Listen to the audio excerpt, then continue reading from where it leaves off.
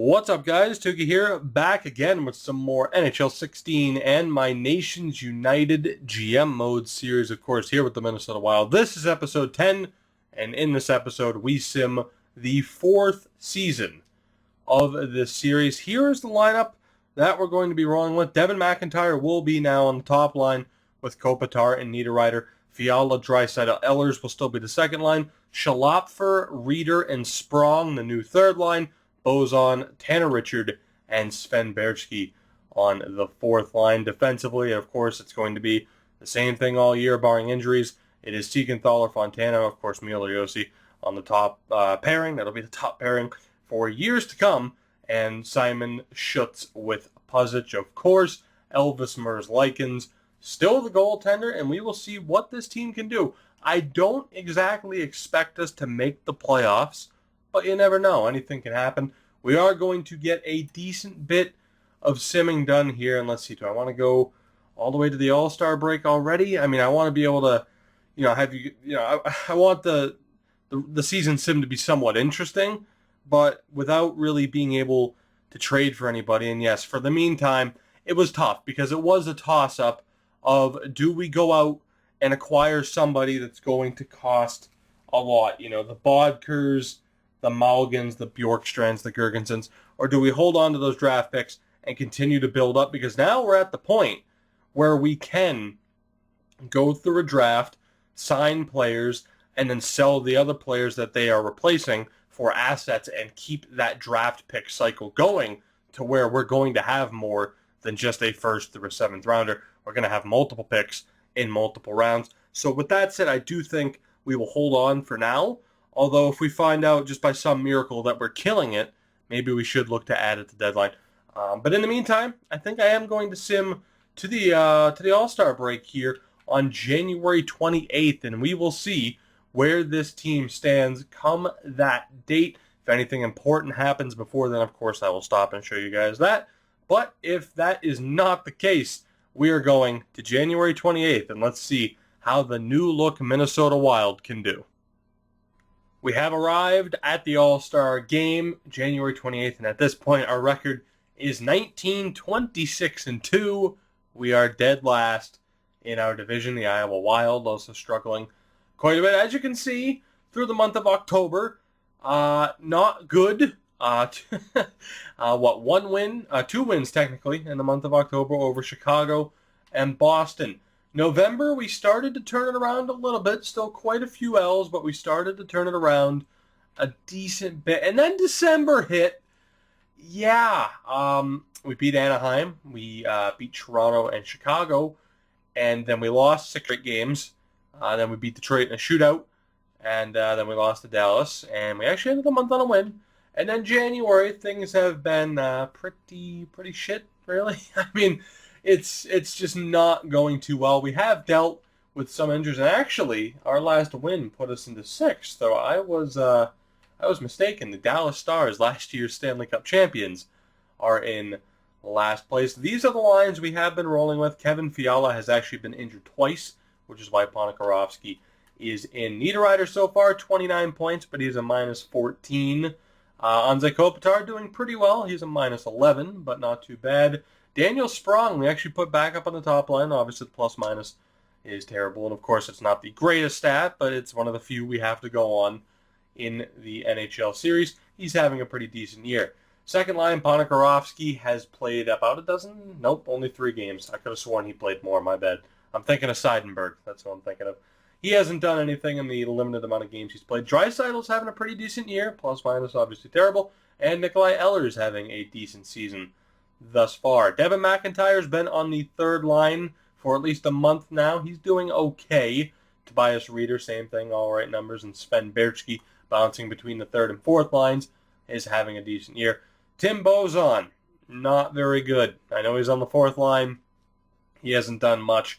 Tanner Richard with 9 points. Sin Schlapfer with 14. So, yeah, I mean, did you expect it to go any better? I don't know if I expected it to go any better. Defensively, Mueller has missed some time, but he's doing okay thus far. Roman Yossi is Roman Yossi. Siegenthaler's doing okay. The plus-minus is obviously terrible. Colin Fontana's doing all right. Simon Schutz is currently a -30. Yeah, that has to be the league's worst. He is with Puzic, who's probably the second in that category, at a -27. I will show you right now, though. Kevin Fiala is having a decent season. He's just had trouble staying healthy. Seidenberg has played only 3 games. Jesus Christ, what was I thinking? Fedotenko hasn't played at all. The goaltenders, a couple of injuries here or there, but it's pretty much been these two. Merzlikins, 37 games, a .908 save percentage, not ideal. 18 games for Ludovic Weber. He has an .897. So the defense is terrible. The goaltending suffering as a result. Of course, down in the AHL, right now we are also dealing with quite a few injuries, but I do want them to make the playoffs. It's tough because Tutin's up to a 72. Hischier is up from a 64 to a 66. But I am very tempted to go best lines. Festerini also up to overall points. I'm going to go best lines here because we'll still have some people, getting playing time that they should get. But I want that team to make the playoffs, and I hope that they do. So we had some young guys that wouldn't have been in the lineup actually get some playing time. Geisberger's actually up to a 79 overall. He's doing pretty well. Franzev, of course, started the season, and he was struggling. But, yeah, overall, I think I don't think we're going to be a playoff team. Is that a fair assumption? I do want to quickly look at the league-wide plus-minus, but there really isn't too much we could do. We could switch up the defensive pairings, but this is just our reality at the moment. I did not mean to hit penalty minutes. Let's see here. Plus-minus, Ekman-Larson leads the league. Yep, Schutz and Puzic, the bottom 2 guys. We will, for their sake, we're going to have to switch up the defensive pairings here. But let's see, who is the leader in points right now? It is Alex Ovechkin with 59. Our leading scorer has 36 points. So that shows just how well certainly isn't word for it, but it shows how our season has gone this far. Big problem is, too, our defensemen are all lefties, so that could be an issue. But let's see. We want Fontana to be there. So I think I'm going to put Siegenthaler with Puzic, and we'll have Fontana with Schutz. And we'll see how that goes. Of course, the AHL best lines are there. So we will go probably to the start of April. That'll probably keep this episode a little bit shorter, but again, there's nothing we're going to do at the trade deadline. I'm not going to bother trying to trade for any of the big names. We're just going to bite the bullet, keep our team the way it is. But if we are in the playoff race come April 1st, maybe we'll have a little bit of an exciting way to end this episode. If not, we will be competing for the first overall pick, which might not be a bad thing. If it could be like last year where there are actually prospects now coming in from these nations, of course randomly generated, that we could take, it's not necessarily a bad thing to be bottom dwellers right about now.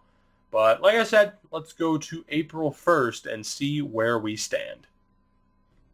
April 1st, the season running a bit long. Our record at 34, 36, and 4. The Iowa Wild also still struggling. We'll quickly take a look just so you guys can see what happened in the past few months. January, after the All-Star break, we got off to a pretty rocky start. February, up and down month, which is nice. And then the month of March. So easy for me to say. My God. Was, again, pretty decent. I mean, it's keeping us in contention, although I'm pretty sure we're in last, and we are in last place in our division. I am not sure how many games back we are. We are currently on 72 points.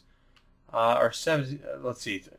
Oh, my God, man, Jesus. I should re-record this part. I'm not going to. Is 77 points good enough for the wild card spot is what I was asking, and no, it is not. That would be 84 points, the wild card spot, currently held by the San Jose Sharks. So we are 14 points out of a playoff spot with not too many games to go here. With 8 games to go.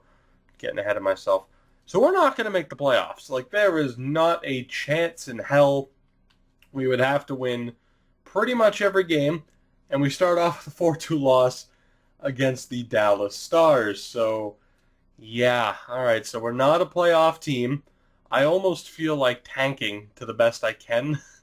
I might keep Weber in goal. Merzlikins, as far as I know, has been the better goalie, and we'll actually just give Weber the next 2 starts just for the hell of it. Doesn't matter. If anything, I'm rooting for us to get beaten here. We are hoping now for a top 5 pick. We're not going to be a playoff team for, I believe, the first time. I mean, did we make it? Yeah, we made it in Season 1, didn't we? I'm already forgetting because I don't want to mix anything up with the Islanders GM Mode series, but I believe now for the first time we're actually not going to make the playoffs. So that's definitely a big change. I think it was an expected change because of all the youth and all the moves. I mean, obviously if we kept guys like Kennens, if we kept other players, I guess we'll scout the German goalies for 2 weeks, Kennens and Yannick Hansen, and there was somebody else, Anton Roussel. If we kept players like that, we certainly would have been a much better team. But really now we just have to hope for progression and injuries, which should help us. Oh my God, how many injuries are we going to have? Which should help us finish a little bit lower. The NHL regular season has come to an end. We are not a playoff team, finishing dead last in our division with a 37-41-4 record. Kopitar finishes with a very impressive 81 points. We will take a look at what our team did, and then I will sim to the end of the playoffs. I'll show you the awards, and we are right back into an off-season video the next time out. But we finished with 78 points. It would have taken 91 to make the playoffs. The Pacific Division absolutely dominant in the Western Conference. The Winnipeg Jets are going to be the President's Trophy winners. They are just impossible to overcome lately. We finished 27th overall. The LA Kings, Buffalo Sabres, and the Philadelphia Flyers finish below us. So unless we get screwed over by the lottery, we will indeed have a top 5 pick. Hopefully, we could move up a little bit. That would be very nice. But let's go ahead now and take a look at what our players did this season. Anze Kopitar, of course, that very impressive 81 points, nearly a point a game player. He was with Niederreiter all season long, who finished with a also very impressive 69 points. Daniel Sprong with 66. He's up now to an 83 overall. If we started him on the top line, he very well may have cracked 70, but we, of course, went with McIntyre to start. But Daniel Sprong really proving himself this season. Ehlers with 57, Draisaitl 54, Fiala 40 points, despite missing 4 games, isn't too bad. McIntyre, a 39-point season in his rookie year. Sinchalopfer, only 20 points, and it gets a little bit lower from there, mainly with our defensemen. Some of the plus-minuses are pretty shit. I'll take a look at the league-wide statistics here in a moment. Goaltenders, a .907 save percentage for Merzlikins, an .890 for Ludovic Weber. A pretty big split there. Obviously, the appearance numbers don't add up, but 65 appearances for Elvis Merzlikins, 30 for Weber. So that tells you that there were quite a few instances where the starting goalies didn't finish their games. So a very rough year for the defense, a very rough year for the goaltenders, but we're only going up from here on out. So I am interested to see what the upcoming offseason brings, but let's take a look here. Spoiler alert for the NHL point leader. It is Alex Ovechkin with 95 points. Christian Dvorak, 89 overall, 82 points. Holy shit. Let's take a look at the plus-minus really quick. Bufflin led the league with a plus 40.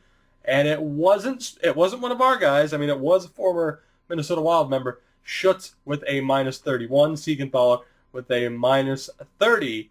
And Puzic there with a minus 26. But Jared Spurgeon, minus 33. Thank you for saving us that embarrassment. The goaltenders, let's take a look here. I'm sure we had, we definitely had the league's worst goaltending. But, yeah, Weber is there.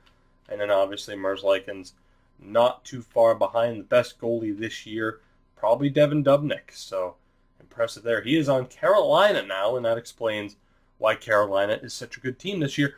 But that pretty much does it for this. So let me sim now to the end of the playoffs. We'll see, of course, who wins the cup, who wins the awards, and that'll be it for this episode. The playoffs are done. Let's find out who the Stanley Cup champion is. The perhaps favorite, the Winnipeg Jets, of course, the President's Trophy winners, looking for their third cup in 4 years, but they would not get it. The St. Louis Blues, for the first time in their history, they swept the Avalanche in the first round. They beat the Jets in 7, beat the Arizona Coyotes in 7, who, of course, with Dvorak and Ekman-Larsson, looked like a very formidable team. And then they beat the Maple Leafs in 7. Toronto took the Caps to 7, beat Montreal in 6, and then eliminated the Carolina Hurricanes in 5, which is pretty impressive. The Habs swept the Bruins. That sucks. But yeah, the St. Louis Blues are your Stanley Cup champions. The Lake Erie, or now the Cleveland Monsters, which is just a weird name change, by the way, beat the Bridgeport Sound Tigers in 6 to win the Calder Cup. So another Calder Cup victory. Obviously, the real-life one is not yet reflected, but in my mind, another Calder Cup victory. And the President's Trophy curse, not exactly lives on. Winnipeg cracked it in the first year. But let's take a look at the awards. The Art Ross goes to Alex Ovechkin, as well as the Hart Trophy. Ekman-Larsson wins the Norris. Patrick Kane, the Lady Byng. The Calder Trophy goes to Daniel Sprong. He was still technically a rookie, and that is fantastic. When's the last time? I don't think that ever happened for us in Vancouver, did it? I don't even know if that happened for me in Boston, winning a Calder Trophy, winning the Calder there. So Daniel Sprong, like I said, he really stepped up this year. We're definitely going to have him on the top line at the start of the next season. Jake Allen wins the Conn Smythe. The Vezina goes to Carey Price. The Jennings to Dubnyk. The Masterton to Olli Juolevi. Bergeron wins yet another Selke. The Ted Lindsay to Ovechkin. And the Rocket Richard to Ovechkin. Down in the AHL, of course, the Monsters are your champions. Joel Eriksson Ek taking home some hardware, taking home a lot of hardware. Devin Taves in Bridgeport gets the most goals, as well as the outstanding rookie player. Let's see, 2 Martins. I think his name's Bryson Martin, something like that. And Spencer Martin of the San Antonio Rampage. And Tom Forsberg wins the playoff MVP. Eriksson Ek takes home another trophy. Paul Postma with an award. And Mason McDonald and probably Chad Johnson take home the Best Tandem Award. And that will do it for Season 4. It is condensed into one video. No playoffs needed. But yeah, the Blues win the Cup, and we look to hopefully land a very, very high draft pick. We also have some pretty big contracts coming up, which is fine, because obviously we're going to have more than enough cap space to hand out some big deals. Berchke needs to be re-signed. Rendulic might be let go. And then, of course, we have Niederreiter and Sprong. We are handing Daniel Sprong any amount of money that he wants, and he is still a restricted free agent, so we should be fine as far as that goes. Goaltenders, both of them are actually up, so we will re-sign them. I'm not sure why Franzeb is there. Waber's up to. Every one of our goalies actually need to be signed. So we will have some work to do in the offseason. That will do it for this video, guys, though. I hope you did enjoy. As always, if you did, make sure to hit that like button to help support the channel, and subscribe if you haven't already to continue following this series. And I will see you guys in the next episode, where we go through the offseason and set up for Season 5.